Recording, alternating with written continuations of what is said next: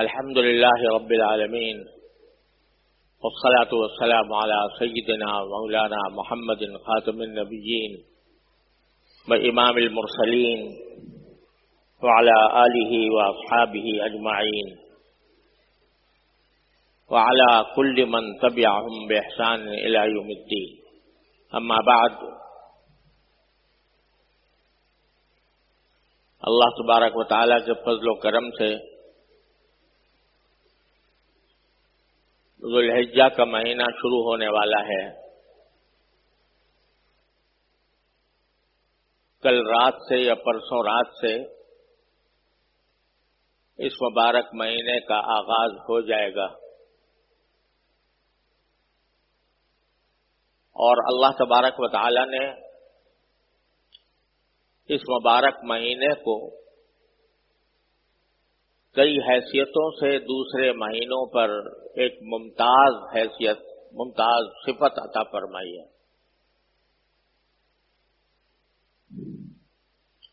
یوں تو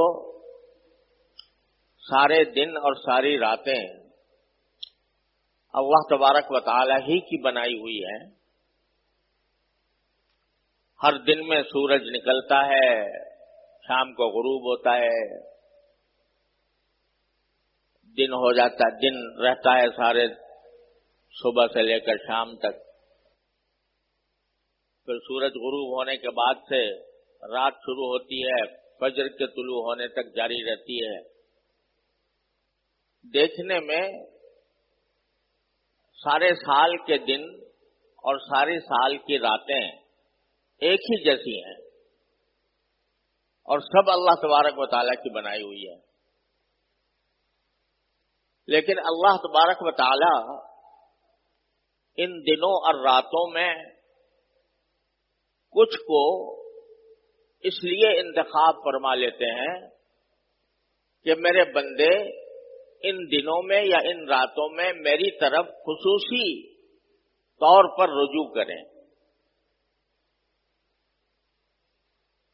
ہم لوگ اپنے دنیاوی مشاغل میں جو اللہ تعالیٰ نے ہمارے لیے حلال کیے ہوئے ہیں، مثلا روزی کمانے میں، تجارت میں، زراعت میں، ملازمت میں اپنے اوقات صرف کرتے رہتے ہیں. اللہ نے ان کی اجازت بھی دی ہے، اور اگر نیک نیتی سے کریں تو انشاءاللہ وہ بذات خود ثواب کے کام ہیں. لیکن ان کاموں میں زیادہ سے زیادہ منہمک ہو کر اور زیادہ مشغول ہو کر بعض اوقات ہم اللہ جل جلالہ کی محبت، اللہ جل جلالہ کی طاعت، عبادت، براہ راست عبادت، اس کو فراموش کرنے لگتے ہیں. اللہ تعالی کی یاد، اس کا ذکر، اس کی تمنا، اس کی محبت، ان جذبات میں ان مشغولیتوں کی وجہ سے کمی آنے لگتی ہے. تو اللہ تبارک و تعالی ہمیں اس غفلت سے نکالنے کے لیے اور اپنی طرف بلانے کے لیے، متوجہ کرنے کے لیے، اپنے سے رجوع کرانے کے لیے کچھ دنوں اور راتوں کو کہہ دیتے ہیں کہ یہ میری ہیں، یہ دن میرے ہیں، یہ راتیں میری ہیں، یہ مہینہ میرا ہے، یہ عشرہ میرا ہے، اپنی طرف منسوب فرما دیتے ہیں. اب رمضان کا مہینہ دیکھیے، مثلا وہی دن ہے، وہی راتیں ہیں، وہی سورج نکلتا ہے، وہی غروب ہوتا ہے، لیکن اللہ تبارک و تعالیٰ نے فرمایا یہ میرا مہینہ ہے. اپنی طرف اس کی نسبت فرما دی تو اس کی شان کہیں سے کہیں پہنچ گئی، اس کی برکات کہیں سے کہیں پہنچ گئی. جیسے اللہ تبارک و تعالیٰ کعبہ شریف کو دیکھو، دیکھنے میں تو وہی پتھروں کی عمارت ہے اور عام گھروں کی طرح ہے، بلکہ عام گھروں میں پلاسٹر ہوتا ہے، اس پر پلاسٹر بھی نہیں ہے. عام گھروں میں روغن ہوتا ہے، اس پر روغن بھی نہیں ہے. لیکن اس گھر کو یہ کہہ دیا میرا گھر ہے. اپنی طرف اس کی نسبت قائم فرما دی تو اس کی شان، اس کا جلال، اس کا جمال، اس کی طرف انسانوں کی محبت اور ان کی طرف قلوب کا میلان ایسا زبردست ہے کہ جیسے مقناطیس لگا ہوا ہے، ساری دنیا سے انسانوں کو کھینچ رہا ہے۔ ایسے ہی اللہ تبارک و تعالی مختلف دنوں کو اور مختلف راتوں کو کچھ اپنی طرف منسوب فرما کر ان کو خصوصی فضیلت عطا فرما دے۔ تو اب جو یہ ذوالحجہ کا مہینہ آ رہا ہے، یہ بھی انہی مہینوں میں سے ہے یا انہی ایام میں سے ہے جن کو اللہ جل جلالہ نے اپنی طرف منسوب فرما کر اس کو خصوصی تقدس عطا فرما دیا ہے اور اس کی خصوصی فضائل بیان فرمائے۔ کیوں؟ تاکہ ہم لوگ جو دنیاوی مشغلوں میں الجھے ہوئے ہیں، منہمک ہیں، وہ ذرا لوٹ کر تھوڑے عرصے کے لیے اللہ تبارک و تعالیٰ کے ذکر میں، اس کی یاد میں، اس کی محبت میں، اس کی طاعت میں اپنے آپ کو مشغول کریں۔ ایسا ہی ذوالحجہ کا مہینہ، اور اس مہینے کی ایک خصوصیت یہ ہے کہ اس میں کچھ اللہ تبارک و تعالیٰ نے ایسی عبادتیں مقرر فرمائی ہیں جو صرف انہی دنوں میں انجام دی جا سکتی ہیں، سارے سال نہیں دی جا سکتی۔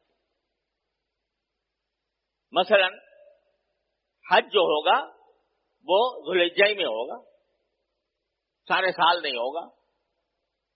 عرفات کا میدان تو آج بھی موجود ہے، جبل رحمت بھی ہے، مینا بھی ہے، لیکن آج اگر کوئی جا کر مینا میں قیام فرمائے یا جا کر عرفات کے میدان میں جبل رحمت پہ کھڑا ہو جائے، کوئی عبادت نہیں،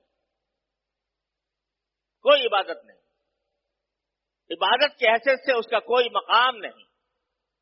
جیسے اور میدان ہے ایسے عرفات کا میدان، لیکن جب 9 ذوالحجہ آ گئی تو اب اس کا وہاں پر جا کر وقوف کرنا، وہاں پر جا کر ذکر کرنا، وہاں پر جا کر اللہ تبارک و تعالیٰ سے دعائیں کرنا، اس کا مقام کہیں سے کہیں پہنچ گیا کہ جو میرے بیت اللہ کا حج کرے اور اس میں کوئی فحش کام نہ کرے تو واپس ایسے آئے گا جیسے آج ماں کے پیٹ سے پیدا ہوا۔ تو یہ حج ایسی عبادت ہے جو صرف اسی مہینے کے اندر ہو سکتی ہے، سارے مہینوں میں نہیں ہو سکتی، کہیں نہیں ہو سکتی۔ اسی طرح قربانی کی جو عبادت ہے وہ انہی 3 دنوں کے ساتھ خاص ہے، 10 ذوالحجہ، 11، 12، بس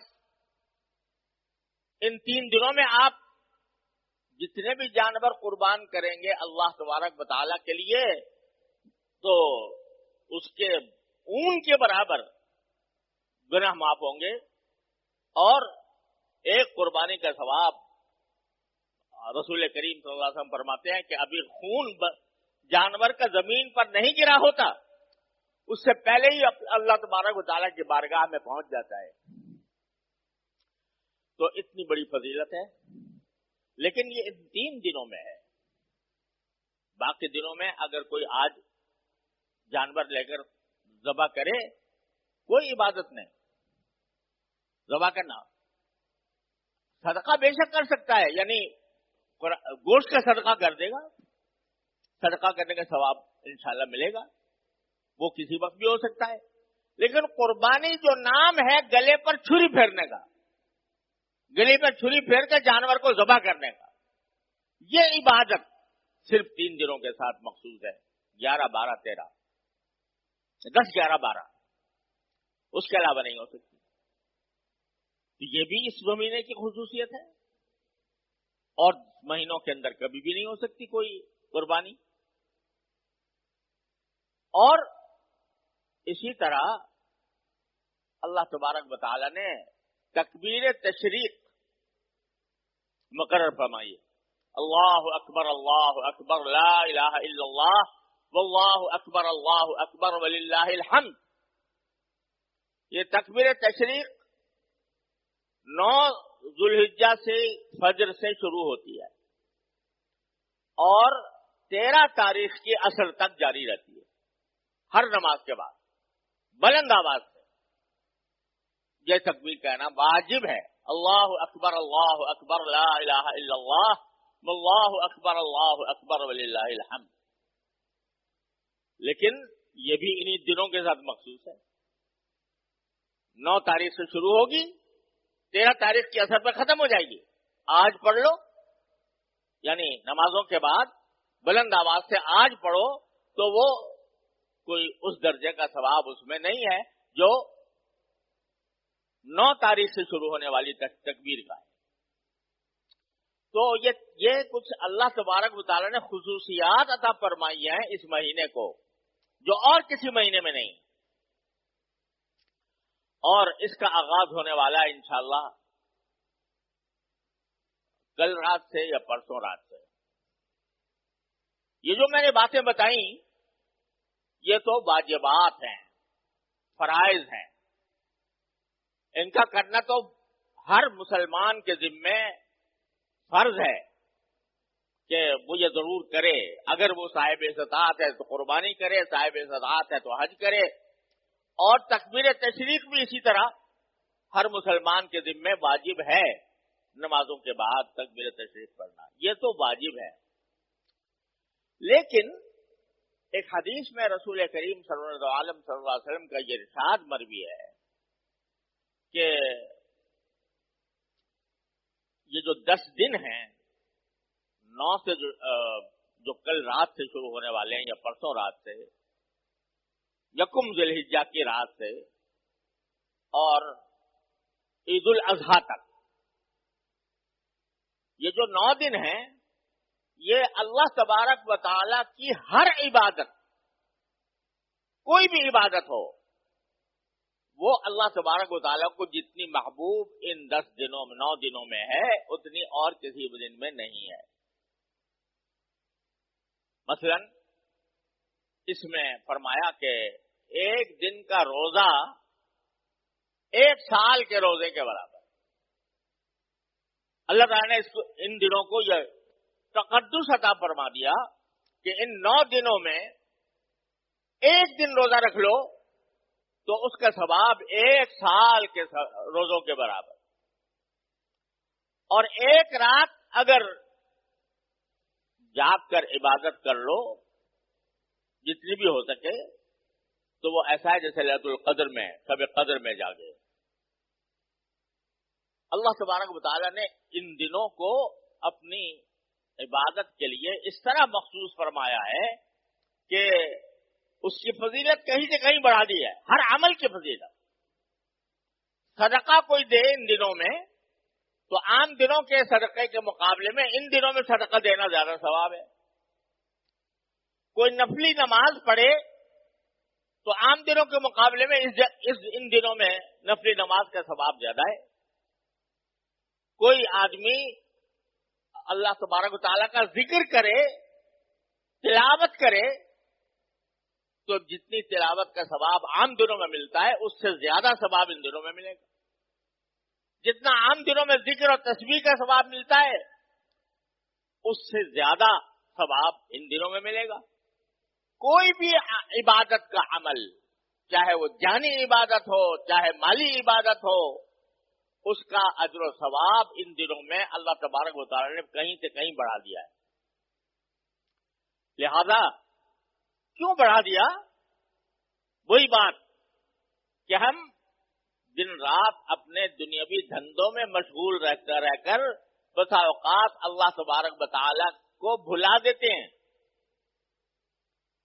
ان کی یاد دل سے نکل جاتی ہے. اللہ تبارک و تعالیٰ کی جو محبت دل و دماغ میں پیوست ہونی چاہیے اس میں کمی آ جاتی ہے تو اللہ تعالیٰ کھینچ کر بلاتے ہیں، آ جاؤ، یہ میرے دن ہیں، یہ میری راتیں ہیں، ان کے اندر مجھ سے تعلق جوڑ لو، میرے ساتھ رشتہ مضبوط کر لو.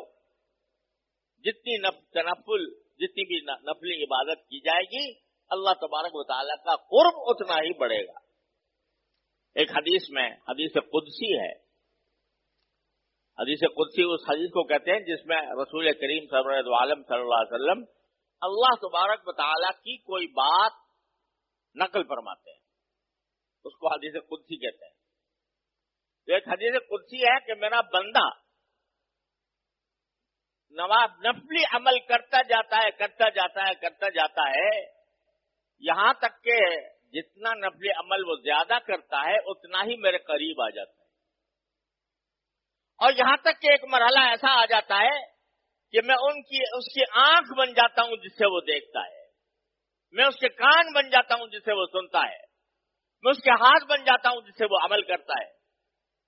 کیا مانا کہ اس کا ہر عمل اور اس کا ہر کام, چاہے دیکھنے میں دنیا کا کام نظر آ رہا ہو, لیکن وہ میرے محبت سے کا آئینہ دار ہوتا ہے. یعنی وہ جو کر رہا ہوتا ہے وہ میری محبت میں کر رہا ہوتا ہے. جو کچھ کر رہا ہوتا ہے جیسا میں کر رہا ہوں, میں اس کا بن جاتا ہوں, ہاتھ بن جاتا ہوں, میں اس کے پاؤں بن جاتا ہوں جس سے وہ چلتا ہے. اللہ تعالی ایک بندے کے بارے میں فرما رہے ہیں, ایک معمولی سا بنگا جس کی کوئی حیثیت نہیں, وہ فرماتے ہیں کہ میں اس کے ہاتھ بن جاتا ہوں, میں اس کے پاؤں بن جاتا ہوں, میں اس کی آنکھ بن جاتا ہوں, میں اس کی کیا مت.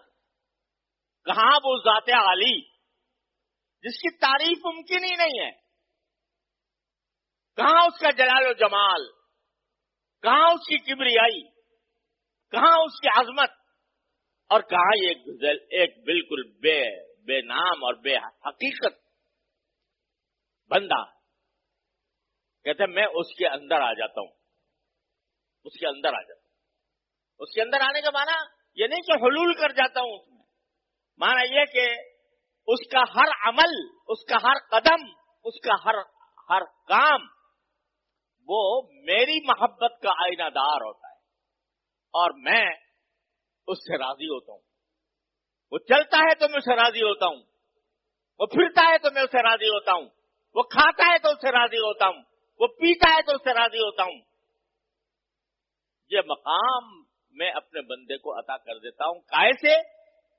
اس کی نفلی عبادتوں سے. جتنی نفلی عبادتیں بندہ زیادہ کرے گا اتنا ہی اللہ جل جلالہ کا قرب حاصل ہوگا, اور قرب کا اس کو پتہ بھی چلے گا. ہر وقت جو کام کر رہا ہوگا تو وہ فرماتے ہیں کہ میری رضا کے مطابق کر رہا ہوگا, میں اس سے راضی ہوں گا, اور خود اس کے دل میں بھی یہ احساس پیدا ہوگا کہ میرا اللہ مجھ سے کرا رہا ہے.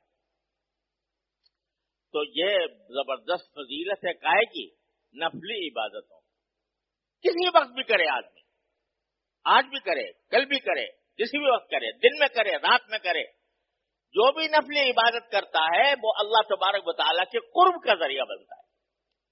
لیکن ان دنوں میں تو فرما رہے ہیں, یہ دن جو آ رہے ہیں 9 ذی الحجہ تک, اس میں اگر جو عبادت کی جائے گی عام دنوں سے زیادہ, فرماتے ہیں میں مجھے زیادہ محبوب ہے. اے بندے, تو عام دنوں کے اندر بھی میری نفلی عبادت کرتا تو میں تجھے اپنا قرب عطا کرتا, لیکن ان دنوں میں اگر کرے گا تو مجھے محبوب ہے تیرا عمل, مجھے تیرا عمل محبوب ہے ان دنوں کے اندر, جتنا ان دنوں میں محبوب ہے اور دنوں میں اتنا نہیں.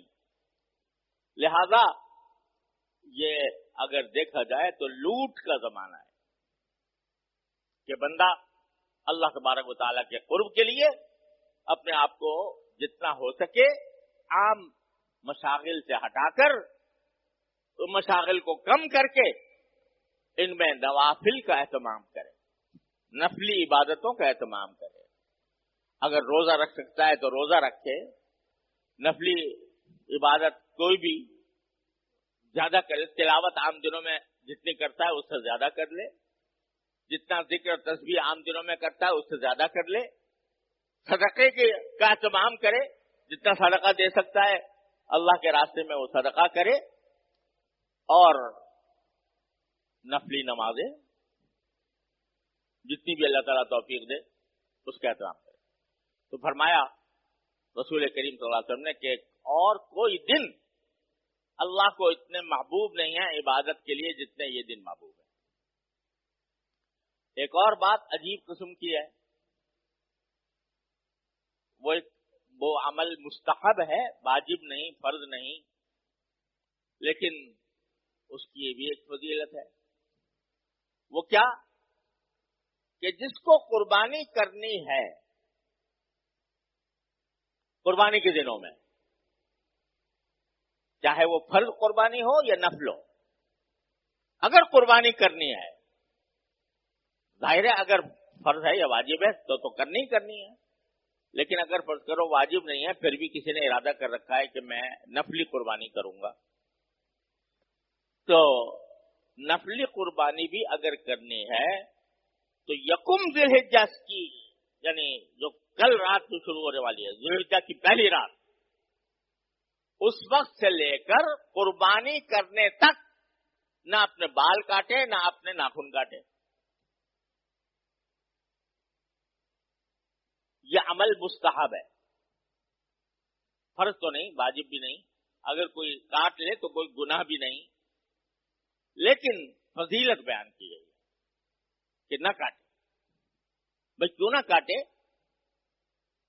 ناخن بھی نہ کاٹے اور بال بھی نہ کاٹے، وہ اس کی حکمت بظاہر یہ ہے کہ یہ زمانہ جو ہے نا، یہ حج کا زمانہ ہے، اور حجاج اس زمانے میں احرام باندھ کر بیت اللہ کی طرف جاتے ہیں۔ افسوس ہے کہ اب ہماری بدعمالیوں کی وجہ سے اور کورونا کے ضرورت سے زیادہ خوف کی وجہ سے اس حج کو بھی اب محدود کر دیا گیا، اب یہاں سے کوئی جا نہیں سکتا۔ ساری دنیا سے لوگ آیا کرتے تھے، اب نہیں آتے، ممنوع ہے، صرف سعودی عرب کے لوگ حج کر سکتے ہیں، وہ بھی محدود تعداد میں۔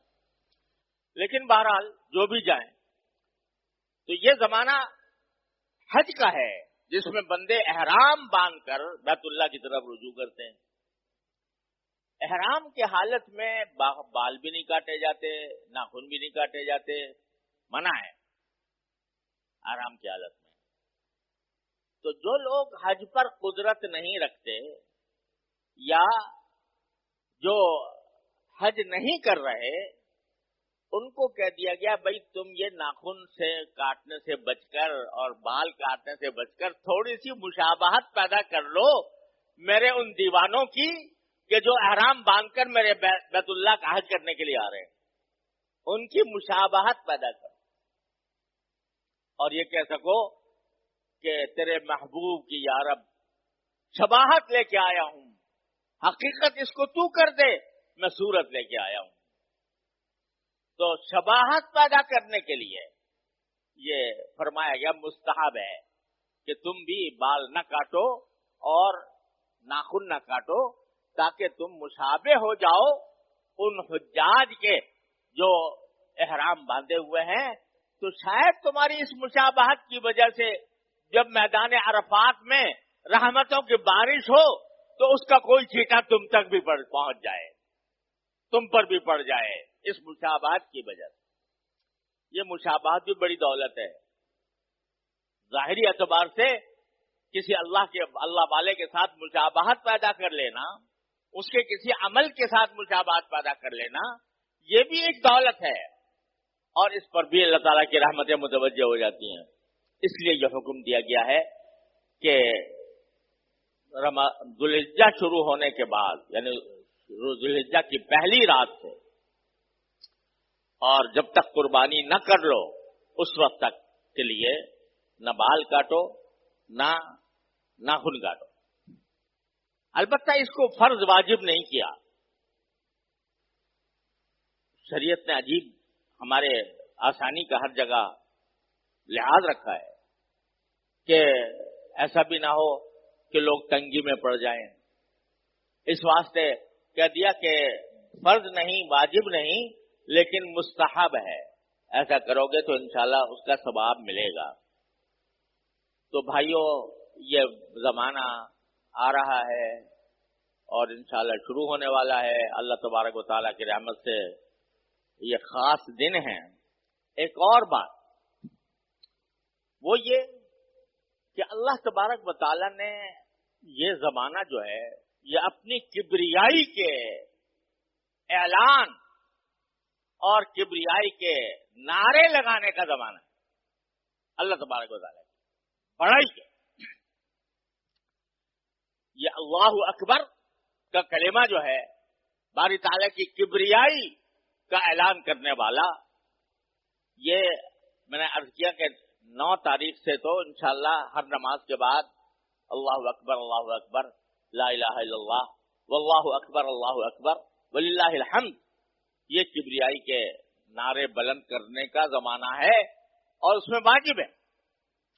لیکن عام دنوں میں بھی جو یہ زمانہ گزر رہا ہے یکم ذو الحجہ سے 9 ذو الحجہ کا, اس میں بھی چلتے پھرتے یہ کلمہ تکبیر کا پڑھنا مستحب ہے. چلتے پھرتے اٹھتے بیٹھتے اللہ اکبر لا الہ الا اللہ واللہ اکبر وللہ الحمد. چلتے پھرتے اٹھتے بیٹھتے. بعض صحابہ کرام سے مروی ہے کہ وہ اس زمانے میں حضرت ابو ہریرہ, حضرت عبداللہ ابن عمر رضی اللہ تعالیٰ عنہما یہ بازار میں نکلتے تھے اور بلند آواز سے کہتے تھے اللہ اکبر لا الہ الا اللہ واللہ اکبر وللہ الحمد. تو بازار والے بھی بلند آواز سے یہ تکبیر کہتے تھے. اور بعض اوقات مینا کے اندر یہ معاملہ ہوتا تھا تو مینا کی بستی جو ہے وہ گونج اٹھتی تھی تکبیروں سے. تو یہ ایک ایسا عمل ہے کہ جو بہت عرصے سے ہمارے ہاں متروک جیسا ہے. یعنی تکبیر تشریق تو ہم الحمدللہ کرتے ہیں, ہر مسجد میں ہوتی ہے 9 ذو الحجہ کے بعد. لیکن یہ جو ایام عشر ہیں, یہ 10 دن جو ہیں, یہ 10 راتیں جو ہیں, ان کے اندر ہر وقت اٹھتے بیٹھتے چلتے پھرتے تکبیر کہنا یہ متروک ہو گیا. بہتر ہے کہ اس کا بھی اہتمام کیا جائے اور چلتے پھرتے چاہے آہستہ آواز سے ہو چاہے بلند آواز سے ہو, جس طرح بھی ہو اس طریقے سے یہ تکبیر کہتے رہنا اللہ تبارک و تعالیٰ کی بڑائی کا, اس کی کبریائی کا, اس کی عظمت کا, اس کے جلال کا اعلان کرتے رہنا یہ بھی ان دنوں کی خصوصیات میں شامل ہے. اللہ تبارک و تعالیٰ اپنے فضل و کرم سے, اپنی رحمت سے ہم سب کو اس زمانے کے جو حقوق ہیں وہ ادا کرنے کی پوری توفیق عطا فرمائے. وآخر دعوانا ان الحمدللہ رب العالمین.